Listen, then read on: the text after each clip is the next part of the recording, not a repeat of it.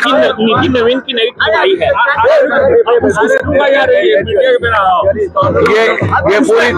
ये पूरी तरीके से फ्यूज बल्ब है। नहीं सर, स्मृति ईरानी को जिस तरह से जिम्मेदारी दी गई है, कहीं न कहीं कांग्रेस को संदेश है 2029 के लिए।